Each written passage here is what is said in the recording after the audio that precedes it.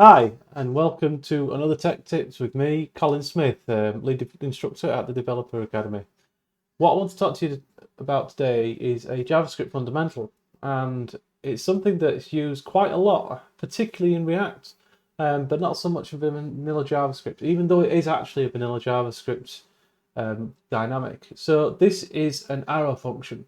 Now, they're very, very useful in React, and you'll come to see why in a little while. So let's jump into the code straight away, and let's have a look at how these work.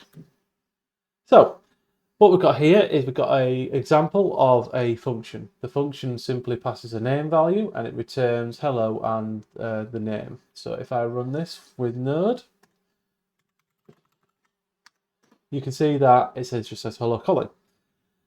That's all fine. Now, if we were to turn this into an arrow function, the syntax is slightly different. So first of all, I'm just going to keep the name, myfunc, and we say myfunc is equal to the name, and we have this new syntax, which is an equal sign and this right-hand chevron.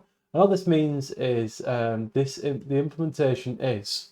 That's how I'd read that. So myfunc is equal to, you got your parameters, and then your implementation follows this, so that returns this. Okay, so if we're to save that and to run that, it works in the same way as a function. Now you might think, well, what is the point? Well, actually, it's all about, well, they say it's readability.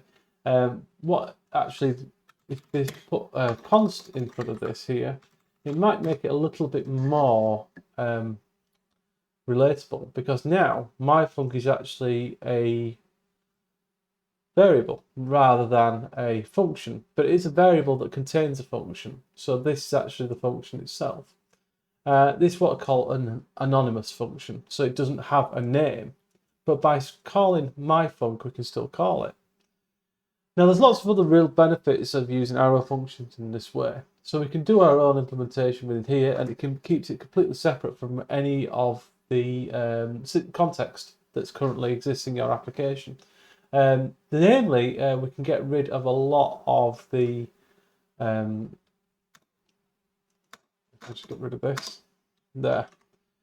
You can get rid of a lot of the unnecessary things, because by default, if your arrow function contains one line, that is the default return value. So if I did it like this and run it, you see that we get the same response there. So that is a very simple introduction to how these arrow functions might work. Now, one of the other benefits of arrow functions is how you can actually pass these around, because they're actually stored within this variable. So we can pass them around just as if they are a variable. I've got a concrete example here. So here is my app.js in my React application. And I've got several things in my use state, which is actually a array with some objects in it. So in this case, hits, visits, traffic up and traffic down, just different metrics for my website. And what I've got here is I've got a show counters function, and that's actually called here. So the idea is that this information is passed down through my show counters function to actually show all the metrics on my website. And if I actually show you that, you can see how that looks.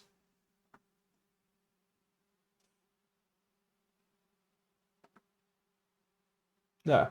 So you can see I've got hits, visits, traffic up and traffic down. All fine.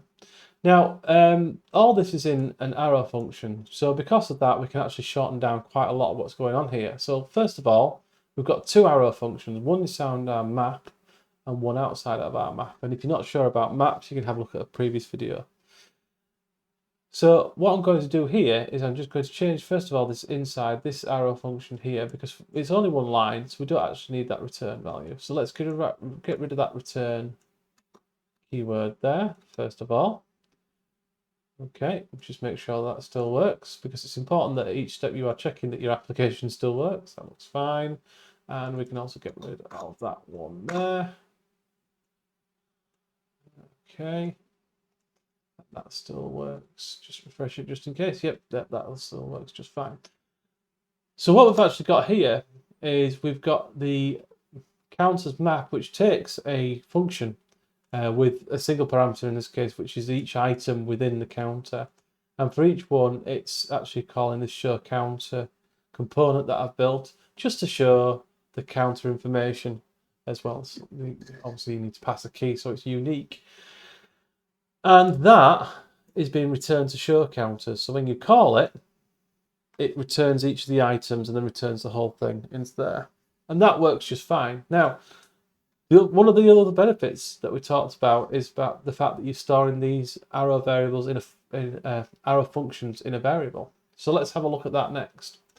So let's just say I've got a button in my show counter. So what I'm going to do is I'm going to write a button, and that's going to have an on-click event.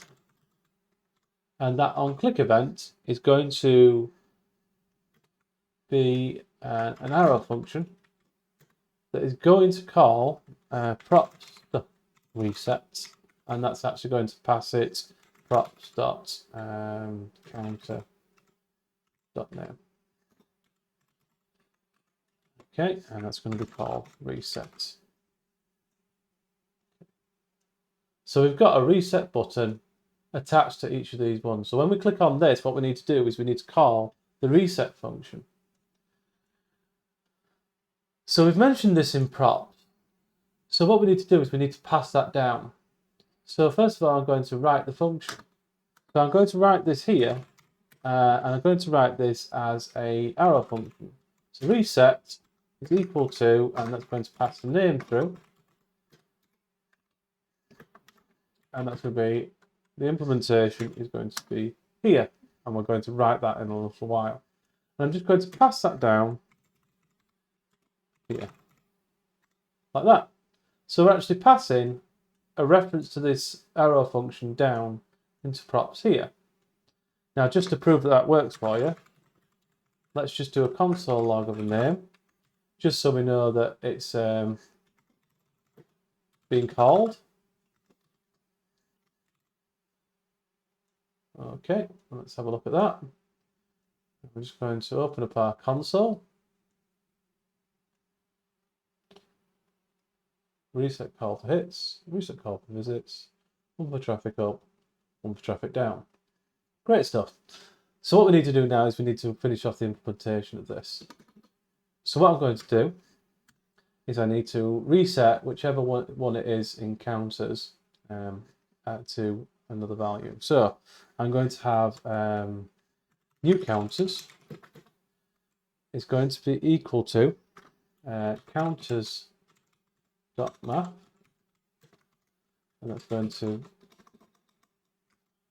have again another arrow implementation, just like we had before, and that is going to, and this is where we need to make it do something.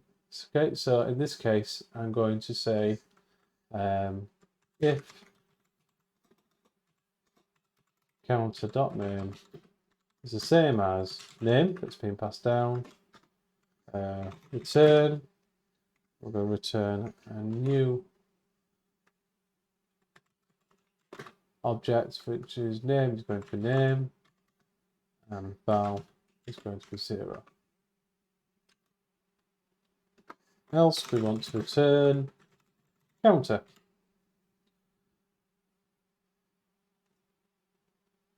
And again, just going to check that that's okay. So I'm just going to check that new counter. So let's do a console.log, which our new counters is going to contain everything that we need correctly when we hit that reset button. So I'm going to hit traffic up reset. And you can see we've got all those right things, with traffic up being value 0. So all we need to do now is call change counters,